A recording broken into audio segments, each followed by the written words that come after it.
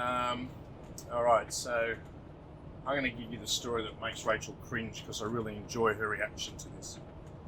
So we were, obviously we were in America, and we initially came over here to bring Hydrodog, the big blue dog, into the US because I created a very successful franchise with it in Australia, one of the largest of its kind in the world. It was so successful, the Australian government paid for all our airfares and trip costs to come to the US to showcase our success.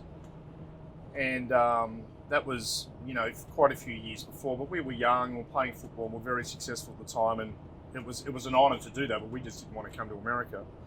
But then fast forward a few years, we sell the Australian rights, and we come over to America to build the brand. And the business partners that I'd got into business with we'd spent 12 months franchising, because franchising in this country is a different beast to Australia. There's one franchise agreement for all of Australia. What's that? And there's, I think, 42 different ones here in America. I can't even tell you, they're all like different countries. Franchise agreements that need to be sorted to that state with their rules and regulations. Some are registration states, some are non-registration states. It's a huge red tape thing. So we spent 12 months building it. Then I went back to Australia for a funeral, and when I came back, the partner said, "Look, we're leaving too much money on the table. We want to corporatise the company." I said, "Look, the reason we franchised in Australia was purely because in the service industry, if you don't have skin in the game, it's so easy for when it rains to stay in bed and watch a movie. You get drunk on Friday night, you're not going to go and watch a ton of dogs on Saturday hungover. And when the women get pregnant, obviously they're more concerned about their baby than washing dogs."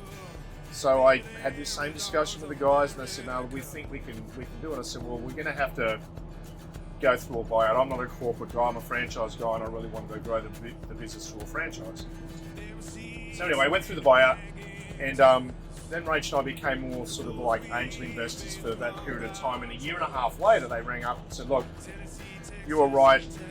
We're going to liquidation. Do you want to buy the company back?" So long story short, I'll buy the company back. And when we brought the big blue dog back home again, the kids had been watching those ads on TV, like Humane Society ones. Those ones that really get you emotional, make a grown man cry. Not talking about me, of course, but a normal grown man. And they went up to Rachel, and I didn't know that they'd had this conversation. She said, "Look, we've got the big blue dog back. Surely we can do something about saving all these dogs in America. We've got to be able to do something. We're in the business." So anyway, in the middle of the night, Rachel wakes me up. Now I thought I was getting lucky, but no! Let's get a 40-foot RV and travel around the country with the big blue dog on the back. So I sort of lost and I sort of won at the same time, because I thought it was a brilliant idea. I thought not to be locked down in anywhere specific in this country, to visit all the states, to build relationships with the shelters, showcase the company, give this incredible social conscience level from a very, very early stages of growing the business here in America. I just thought all our ducks lined up in a row to do something really special. So that's really how it all came about.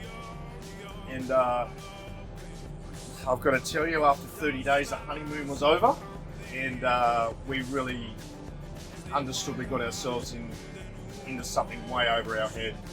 We've been in franchising and pet industry for 20 years in Australia. We're now in a brand new country with an epidemic of euthanasia and a rescue world where people are so passionate about it that they love these dogs more than they love other people. It's fascinating to be in the mix of it all. And we had to learn a new language. We had to understand the psychology behind the industry. We had to work out who to align ourselves with properly. and getting the greatergood.org come on board as an early strategic partner really helped us with that. But yeah, this language that we speak now, I think we're fluent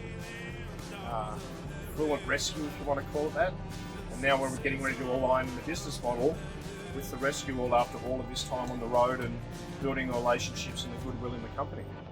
A Hydro dog is a happy, happy dog. He's feeling fine. He's a clean canine. Every dog he digs a Hydro dog wash.